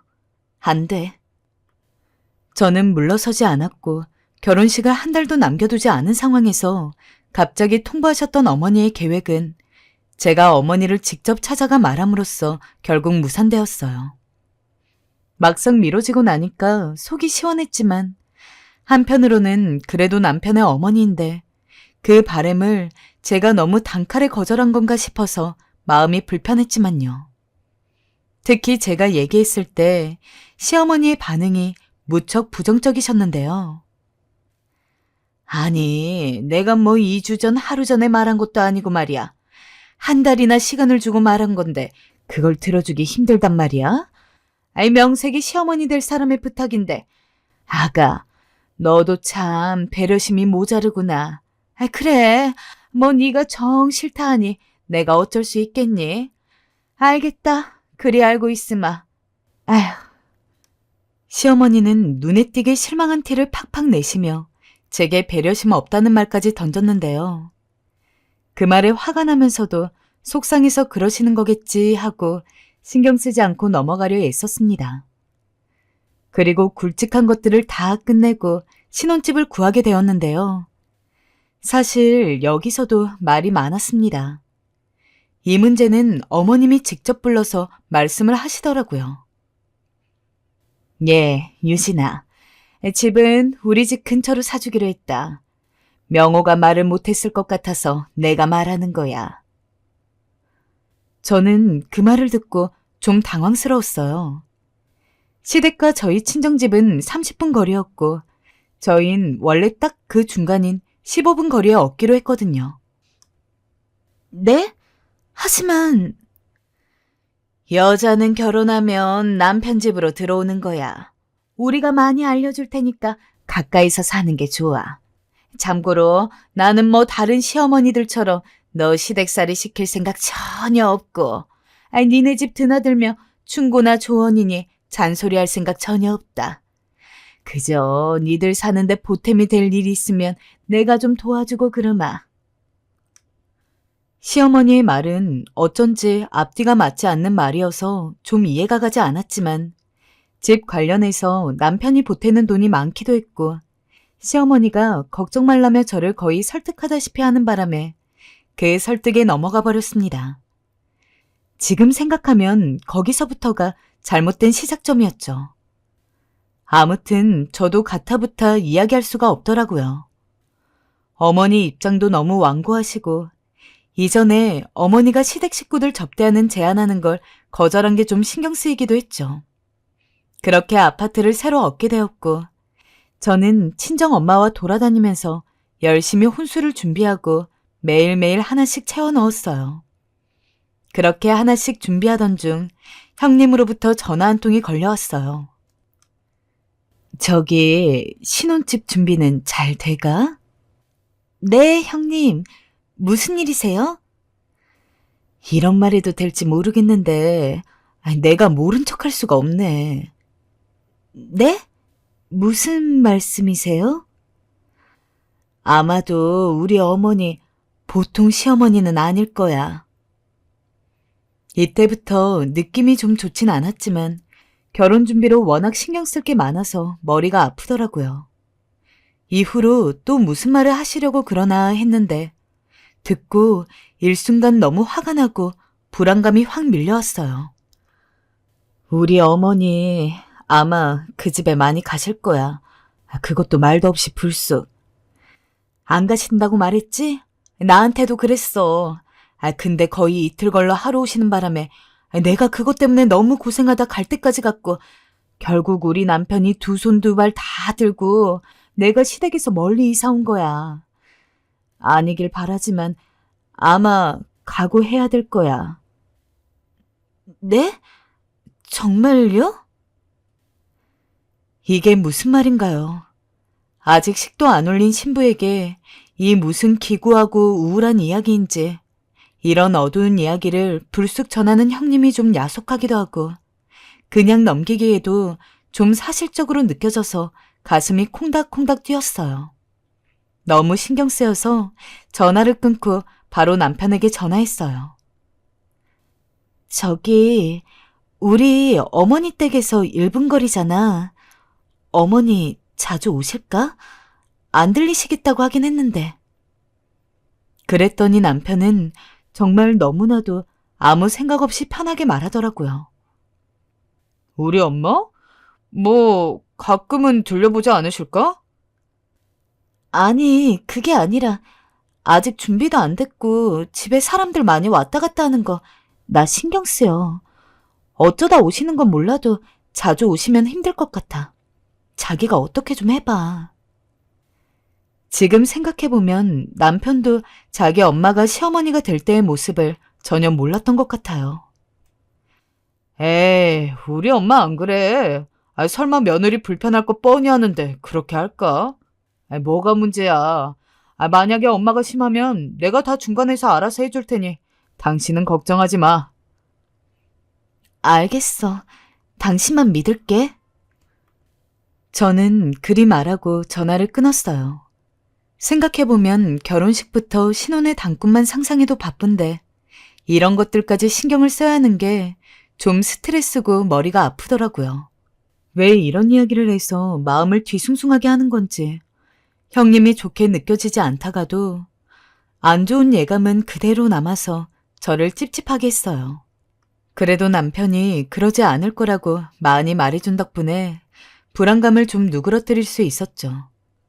일단은 결혼을 준비하는 저의 행복한 에너지가 좀 더 크게 힘을 발했던 것인지 그럭저럭 저는 집안 준비를 다 마칠 수 있었어요. 그렇게 채워둔 우리 집을 예쁘게 꾸며서 사진도 찍어두었습니다. 그리고 기쁜 마음으로 메신저 사진으로 해두었는데 그걸 시어머니가 보셨는지 갑자기 전화가 오는 것이었어요. 마치 제 사진을 계속 들여다보고 계시던 것처럼 즉각 전화가 와서 깜짝 놀랐습니다. 네, 어머님, 안녕하세요. 예, 유진아. 집 예쁘게 잘 해놓았구나. 근데 한 가지 아쉬운 게 있더라. 거기 보니까 액자가 너무 거실 중앙에 걸려있던데. 아무래도 중앙에 있다 보니까 미간이 별로 좋지 못하더구나. 좀 옮기는 게 나을 듯 싶은데? 내가 인테리어 하는 걸 도와줄 걸 그랬다. 너한테 그냥 다 맡겨놓으니까 일이 잘 돌아가질 않았네. 일단 시어머니께서 던지는 말부터 좀 당황스러웠어요. 갑자기 액자 얘기를 꺼내면서 그게 별로라느니 옮기라느니 간섭이 지나치다고 느껴지더라고요. 근데 뒤에 하신 말은 더 선을 넘으시더군요. 형님의 말이 한치의 오차도 없는 사실 그 자체라는 것을 깨달았어요. 내가 지금 좀 가마. 가서 액자 위치도 고쳐주고 밥도 같이 먹고. 네? 어머니, 지금 명호 씨도 아직 퇴근 안 했는데. 뭐 어떠니? 같이 저녁이나 먹자. 내 거는 그냥 밥그릇만 놓으면 된다. 아무튼 난 준비하고 그리로 넘어갈 테니 저녁 준비하고 있거라. 아, 맞다. 참고로 나는 고기는 잘 안 먹으니 나물 반찬 위주로 해놓아라. 솔직히 너무나 당황스러웠어요. 힘들게 퇴근을 하고 집으로 돌아와서 인터넷으로 배송받은 상품들을 다 풀어서 여기저기 설치를 하고 깔아두었고 너무 피곤해서 남편이 오면 같이 배달을 시켜 먹을 생각이었거든요. 또 거기다 저녁 준비를 나물 위주로 하라니 당황해서 저는 남편에게 전화를 걸었어요. 자기, 어머니 지금 오신대잖아. 밥 먹자고 하시자는데 어떡해? 지금? 나 퇴근하려면 멀었는데. 어떡하지? 남편도 이건 좀 당황스러웠는지 난감해하더군요. 뭘 어떡해. 자기가 전화해서 다음에 오시라고 해. 나 지금 너무 피곤하고 힘들어. 미안하지만 어머님은 다음에 뵙는 게 좋을 것 같아. 근데 내가 뭐라 말을 덧붙이기도 전에 전화를 확 끊어버리셨어. 그러니 당신이 말 좀 잘해줘. 하지만 아무 소용없는 일이었어요. 이렇게 운을 떼고 있는데 저는 수화기를 들은 채로 그만 그 자리에서 얼어붙고 말았습니다. 남편이 분명 아직 회사라고 했는데 우리 집 비밀번호를 띠띠띠띠 누르는 것이었어요. 누군가 싶어서 돌아보는 찰나에 현관을 보고 저는 기절할 뻔했어요. 그리고 이윽고 참을 수 없는 피로감이 몰려오더군요. 어머니 오셨어요? 그래, 집 좀 보자. 액자 위치는... 그래, 역시 별로야. 옮기는 게 낫겠다. 어머니는 단 하나의 행동도 망설이는 것 없이 바로 움직이시더군요. 여기저기 거실이며 안방이며 다 누비시고 문마다 활짝 열어가면서 보시는 것이었어요. 그 모습을 따라다니면서 보는데 이렇게 갑작스럽게 집으로 오신 게 좀 답답하고 화가 났어요. 그러던 중에 어머니가 하신 말은 진짜 제가 대체 뭘 잘못했는지 모르겠더군요. 아니, 근데 이 커튼은 왜 이런 걸로 했니? 명호방은 이런 색깔 아니었어. 너무 촌스러운 거 아니냐? 요즘 누가 이런 색을 쓰겠어? 아니, 그리고 이불은 왜 이리 거칠하니? 이불이 부드럽고 포근해야 잠이 잘 오지. 안 그럼 명호 얘가 잠을 제대로 잘 수 있겠니? 너야 뭐 일하는 사람이 아니지만 걔는 일하는 사람인데 잠은 제대로 자게 해줘야지. 안 되겠다. 여기 잡아봐라. 이불 걷게. 시어머니는 갑자기 비밀번호 누르고 들어오셔선 이런 식으로 계속 저에게 툭툭 화가 나신 듯 말을 던지시는데 그것도 하나도 아니고 인테리어가 하나같이 마음에 안 드시는 양 전부 트집을 잡으시더군요. 저도 왜 그렇게 정했는지 처음에는 요목조목 답을 하다가 점점 화가 나 제 의견을 말해버렸습니다. 어머님 취향이랑 인테리어가 맞지 않아 마음에 안 드실 수도 있는데요. 명호 씨랑 충분히 상의하고 하나하나 결정한 거고요. 또 액자든 뭐든 저희가 살 집이니 저희에게 맡겨주시는 게 어떨까요? 나중에 어머님 조언이 필요하면 꼭 말씀드릴게요. 얘야, 내가 뭐 나쁜 뜻으로 말했니? 저 색깔은 누가 봐도 아니다. 그리고 내 아들 취향은 누가 뭐래도 내가 알지. 아마 명호 걔가 네 기가 세니까 다 맞춰준 것 같은데. 아휴, 답답한 녀석 같으니라고. 아무튼 저 커튼도 이상하고 이불도 별로다. 다 떼고 새로 하자. 돈은 내가 주마. 어머님, 제가 말씀드리는 건 그런 게 아니고요. 저희 집 인테리어니 저희가 선택하고 결정할 수 있게 해달라는 거예요. 참나, 야, 너는 뭘 그렇게 어른이 말하는데 꼬박꼬박 답을 해대니? 어른들한테 말 대꾸 하는 거 도대체 누구한테 배운 거니? 사돈한테 배운 거니? 내가 말했잖니. 내 아들 취향은 내가 안다고. 명호 취향은 내가 알아. 그러니 내가 명호 대신 결정해서 말해주겠다는 거다. 대체 저한테 뭐가 그렇게 불만이 있으시길래 갑자기 들이닥쳐서 엄한 저희 부모님까지 말하시는 걸까요? 게다가 은근히 저를 부르시는 호칭이 이름에서 야, 너가로 바뀌어 있었습니다. 이제는 정말로 화가 치밀어 오르던 찰나였죠. 그런데 시어머니가 한참 자기 의견을 말하시더니 갑자기 바닥에 주저앉으시며 결정타를 날리시더군요. 아휴, 여기까지 걸어오는데 너무 다리가 아파. 내가 무릎이 안 좋아. 얼른 먹을 것 좀 차려내와라. 내가 아까 말한 나물 반찬 위주로 준비했지? 어서 좀 내어봐라. 본인 마음대로 오셔서는 바로 식사 준비를 하라니 해도 너무하신다는 생각이 들었습니다. 아무리 며느리지만 이건 너무 배려가 없다는 생각이 들었죠. 혹은 며느리인 저를 만만하게 보시던가요. 이런 대접만큼은 정말 받고 싶지 않았기에 저는 이어서 말했어요. 저기 어머니, 아직 저 여기 냉장고만 사뒀고 아무것도 없어요. 오늘 배달시켜서 먹을 예정이었고요. 배고프시면 제가 시켜드릴게요. 뭐야? 아직도 냉장고도 안 채워놓고 뭐 했던 거야? 너 우리 힘들게 일하고 온 명호한테 뭘 먹일 생각인 거냐? 신혼여행 갈 돈은 있고 배달 같은 거 시켜 먹을 돈은 썩어나는 거냐? 그렇게 돈 개념이 없어가지고 어쩌려고 그러냐? 듣는 내내 저는 정말 경악할 정도로 표정이 얼마나 바뀌었는지 모릅니다. 신혼여행을 들먹거리시는 걸 보니 그게 아직도 앙금에 남아서 저러시나 싶었고 그게 맞다면 정말 기도 안 차더라고요. 누가 꼬집기라도 한 마냥 저한테 매섭게 소리를 지르면서 화를 내시는 시어머니. 제가 이런 시어머니를 앞으로 감당할 수 있을지 자신이 없어졌죠.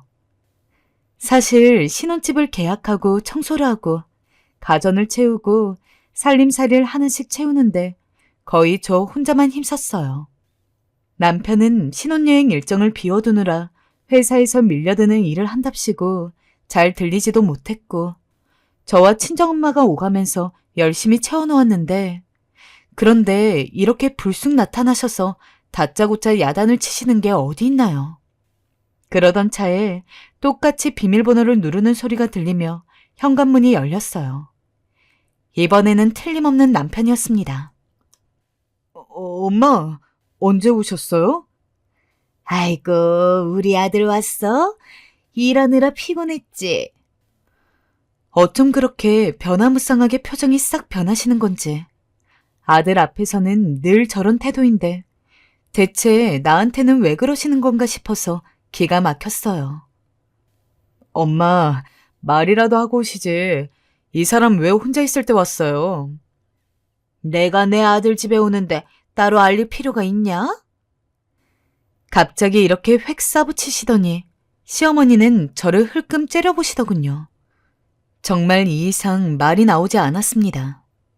남편도 계속 이런 분위기를 용인한다면 나는 어떻게 해야 되는 건지 답을 잘 모르겠더군요. 일단 이날은 남편이 어머니를 잘 달래서 시댁으로 모셔다 드렸고 저는 돌아온 남편에게 있었던 일들을 털어놓았어요. 나한테 어떻게 그런 말씀을 하실 수가 있어? 우리 엄마를 들먹어가면서 야단치시고 나한테 계속 야야거리면서 화내시더라니까? 아이 참, 미안해. 내가 엄마한테 말 잘해볼게. 저는 이제 이 말도 화가 나더라고요. 가운데서 노력해보겠다고 하면서 막상 중요한 상황에 남편은 없고 어머니와 제 사이 해결되는 건 아무것도 없었습니다. 아무리 엄마한테 말하고 해봤자 달라질 게 없을 것 같더라고요. 그래도 꾹꾹 누르면서 참았는데 이러고 난 뒤 며칠 지나 어머니는 또 제가 없는 새 다녀가셨어요. 저에게 장문의 문자와 사진을 보내셔서 마음에 안 드는 내용들을 번호를 달아가며 지적하셨어요. 1번, 화장실 환기구 먼지 많음. 면허 기간제 안 좋으니까 네가 청소해라. 2번, 냉장고 음식 인스턴트 천지. 명호 장이 예민하니 네가 잘해다 먹여라. 3번. 옷장 사이즈가 너무 작다. 네 옷은 좀 줄이고 명호 정장 좀 잘 다려서 걸어놔라. 4번. 커튼 꼭 바꿀 것. 명호는 파란색 좋아한다. 줄줄이 읽는 내내 끝말이 정말 가관이었습니다. 제가 일말의 결심을 할 수밖에 없는 한마디였는데요. 다음 주에 다시 검사하러 올 테니 그때까지 다 해놓거라. 시간은 충분히 줬으니 할 수 있지? 이게 무슨 신데렐라와 언니들도 아니고 뭔가요? 하나같이 전부 자기 아들 위주로 저에게 주문하듯 적어놓으신 사항들을 보니까 너무 화가 났어요. 어머니가 저보고 집 단도리를 잘 해두라고 주문한 것도 무려 자기가 정한 날짜 중에 해결하라는 것이었기에 저는 그런 말도 안 되는 부탁을 행할 생각이 없었어요. 그리고 더 이상 이런 접점을 만들고 싶지 않았기에 적어도 어머니가 오고 싶을 때 막 문을 열 수 있는 집은 안 되길 바랐습니다. 나 이대로라면 나와 어머니 사이가 안 좋아질 것 같아. 잘못된 건 하나하나 다시 말씀드릴 거야. 어떻게 생각해? 그래. 그것밖에 방법이 없다면 그렇게 하자. 남편도 지난 일로 제가 몇 번이나 울며 속상해하는 걸 봐서 그런지 다 포기한 눈치였어요. 저는 남편과 함께 시어머니 집으로 먼저 찾아갔어요. 그리고 이런저런 것들을 말씀드렸습니다. 어머니의 의견을 존중하고 저희 집으로 오고 싶은 마음도 이해하지만 저번에 말씀드렸듯이 저희의 사적인 부분은 존중해달라고요. 그런데 제 말이 어려우셨던 걸까요?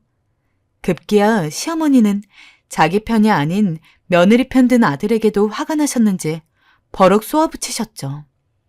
네가 어쩜 그럴 수 있냐란 말부터 시작해서 니네 집 살림 내가 도와주겠다는데 그게 그리 마음에 안 드냐.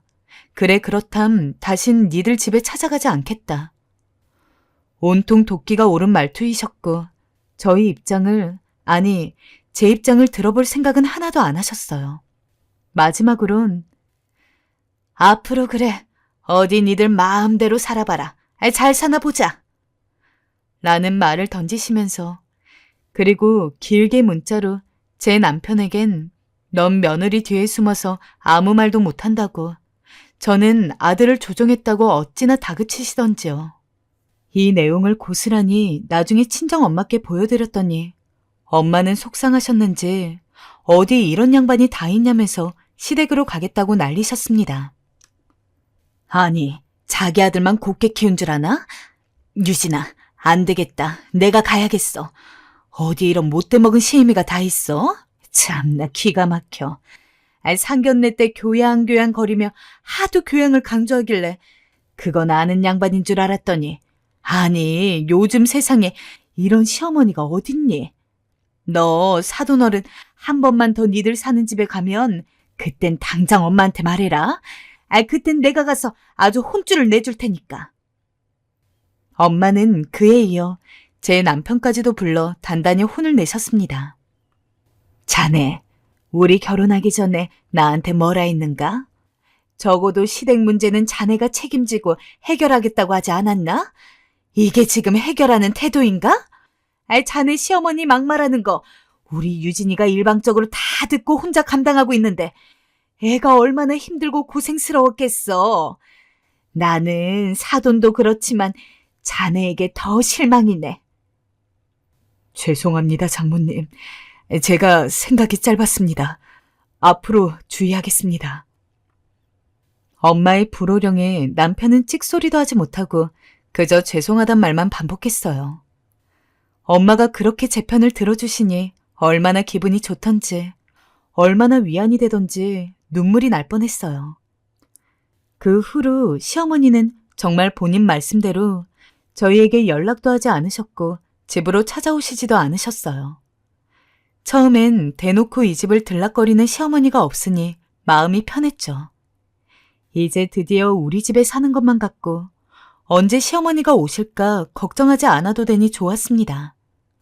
그런데 이게 시간이 지속되다 보니 마음 한켠 불편하기도 하더라고요.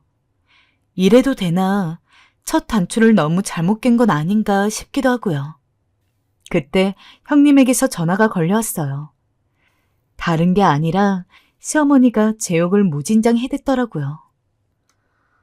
어찌나 욕을 하시던지 버르장머리가 없다느니 자기가 며느리를 잘못 들여 이 고생을 한다고 하느니 아휴 듣느라 나도 귀에서 피가 날 뻔했다니까. 이걸 말해야 하나 고민했는데 아무래도 이번 명절에 오면 대놓고 창피 주고 뭐라 한 말씀 하실 것 같아서 내가 또 경험이 있잖아. 그래서 그 전에 말인데 좋은 게 좋은 거라고 시어머니한테 한번 져드리는 게 어때? 기가 막혔죠. 뒤에선 형님에게 제욕을 했다니 갑자기 불편했던 마음이 확 사라지면서 이 관계를 유지해야겠다는 생각이 들더라고요. 그런데 때마침 시어머니께서 결국 저에게 먼저 연락을 하셨어요.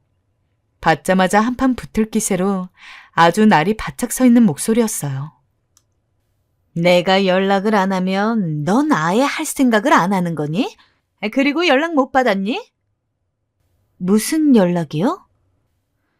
시경이가 연락하라고 안 하든 시엠이 무서운 줄 모르고 그만 까불라고 내가 분명히 전달하라 했는데. 어머님, 지금 저 협박하시는 건가요? 협박이 아니고 어른을 대하는 예의를 알려주는 거다. 니들 신혼여행 끝나고 오면 다시 집 점검하러 갈 건데 내가 그때 말한 거 다 바뀌었는지 제대로 하고 있는지 볼 거다. 생각이 있으면 알아서 잘해놓거라. 그럼 끊는다. 뒤로 까무러쳐도 100번은 까무러칠 시어머니의 통화. 간다고 통보하고 끊는 시어머니의 전화를 받고 전 할 말을 잃었습니다. 아랫사람 부리듯 절 대하는 이 태도가 너무 징글징글하더군요. 마음 같아선 엄마에게 달려가고 싶었지만 전 그날로 시어머니의 이 못된 버릇을 고쳐주고 싶어 한 가지 결심을 했습니다. 그 결심을 남편에게도 알렸고요. 나 비밀번호 바꿀 거야. 뭐? 남편은 놀랐지만 제 얘기를 듣더니 퍼뜩 놀랐습니다. 그리고 저를 설득하기 시작했어요. 너무 흥분하지 말아라. 조금만 진정해라. 이러면 싸움밖에 더 되지 않느냐. 중간에서 자기도 힘들다. 남편의 한탄은 끝도 없이 이어지더군요. 듣다가 당사자인 제가 나자빠질 정도로요. 엄마도 오셨다가 갑자기 비밀번호 바뀐 거 하시면 기분 상하실 수도 있잖아. 최소한 엄마한테 말하게만 해줘. 응? 부탁이야. 남편의 설득은 신혼여행에서도 계속되었습니다. 행복해야 할 신혼여행에서 저희 사이엔 시어머니 얘기가 끊이질 않았고 저도 남편도 너무 스트레스를 받아 했죠. 그러다 문득 사실 연애할 때만 해도 많이 의지했고 믿었고 그래서 한 결혼인데 신혼여행에서 일해야 한다는 현실이 슬펐어요. 결국 돌아오는 날 밤 제가 남편에게 말했습니다. 그리 하겠다고요. 비밀번호 바꾼 건 말씀드리겠다고요. 남편과의 관계를 위해선 몇 번을 생각해봐도 이게 맞다고 생각했고 더 이상 서로가 불편하지 않을 방법이라고 생각했어요.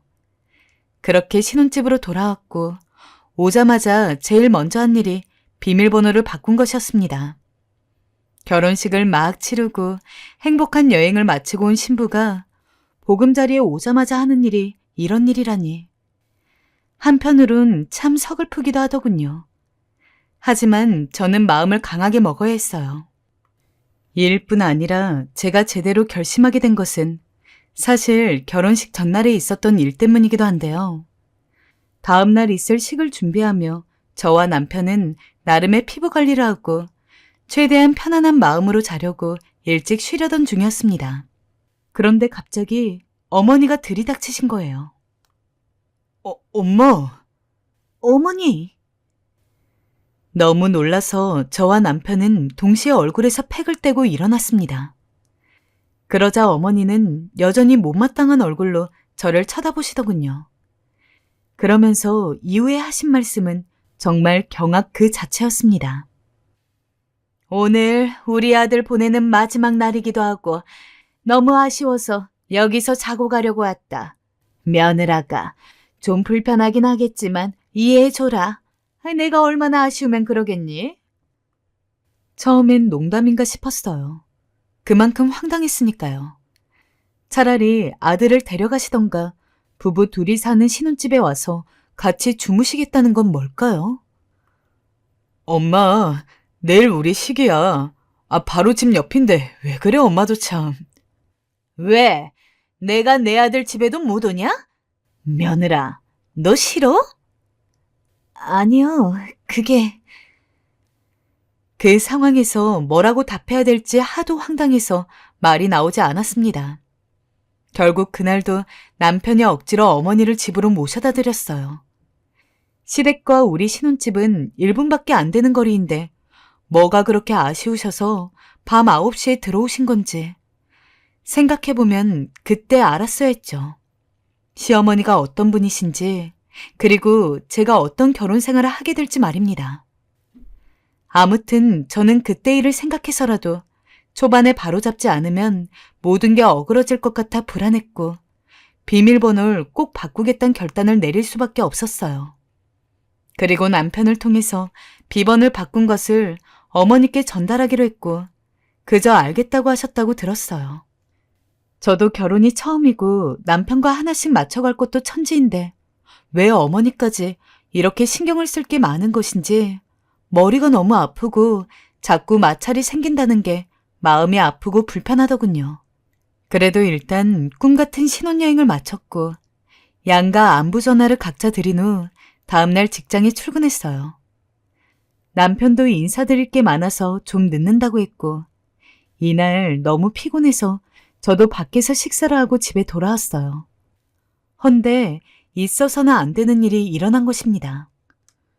현관문 도어락 비밀번호를 아무리 눌러봐도 계속 오류가 뜨면서 열리지 않는 것이었어요.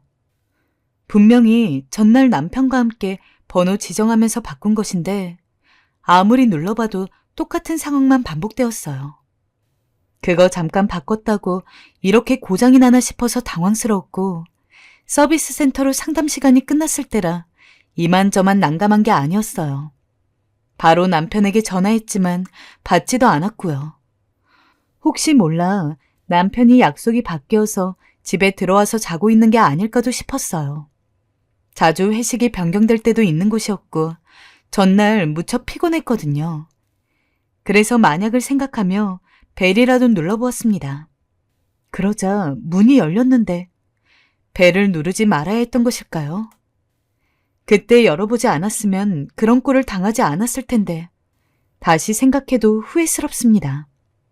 문이 열리자마자 저와 눈을 맞추고 서 있는 사람은 남편이 아닌 어머니였습니다. 무슨 저를 일생의 원수로 보듯 눈에 노랗게 불이 들어온 게 느껴질 정도로 부들부들 떨면서 노려보시더라고요. 그리고 도저히 제가 용서할 수 없는 짓을 질러버리고 마셨어요. 어머니? 라고 제가 입을 여는 순간 바로 제 뺨에 불이 번지는 게 느껴지더군요. 눈앞에 번쩍하고 도는 게 느껴질 정도로 얼굴이 완전히 옆으로 돌아갈 정도로 어머니는 제 뺨을 세게 때리신 거였어요. 너무 일순간에 벌어진 일이라 저는 휘청하며 옆에 있는 계단 난간을 잡았습니다. 그때 온갖 수치심과 모욕감으로 그 난간을 잠깐 쳐다봤던 것이 아직도 생생해요. 그러고도 어머니는 뭐가 그렇게 자신이 넘치시는지 이윽고 말 같지도 않은 말을 이어가셨어요. 야, 너 나 무시하니? 네 시애미를 무시해? 네가 뭔데 이 집 비밀번호를 바꿔놔? 내가 처음부터 너 마음에 안 들었어. 우리 명호가 하도 좋아하니까 이런 빈티가 줄줄 흐르는 걸 며느리로 받아줬더니 감히 이런 일을 저질러? 어디서 못 배우다 한참 못 배운 계집애가. 이래서 내가 지방대 출신 애들하고는 결혼을 안 시키려 했던 건데 명호 하나 보고 허락해준 결혼을 이런 식으로 망쳐놔? 내가 너 때문에 분이 안 풀려서 어젯밤 잠도 못 잤어. 당시 녹음을 한 것도 아닌데 이 말을 하나하나 다 기억하고 있을 정도로 어머니가 당시에 한 말들은 끔찍하기 그지없었습니다. 저보고 빈티가 줄줄 흐른다니 우리 집이 막내딸 신혼집에 반 이상 대줄 정도로 여유가 있진 않지만 그렇다고 해서 제가 면전에서 이런 말을 들을 이유는 없지 않을까요? 이래봬도 막내딸로 태어나서 부모님 사랑과 언니들 사랑 듬뿍 받으면서 자라왔고 어디를 가던 너는 우리 귀한 딸이라는 말을 아빠에게 들으면서 함께 웨딩마치를 했던 것이 생각났습니다. 정말 온 얼굴에 눈물이 흐르면서 분노로 몸이 부들부들 떨리더군요. 온 동네가 떠나가라 저에게 괴성을 질러대는 어머니에게 저도 입안에서 욕이 튀어나왔습니다. 얼굴까지 얻어맞은 이상 내가 뭘 못하겠냐 싶더군요. 당장 꺼지세요.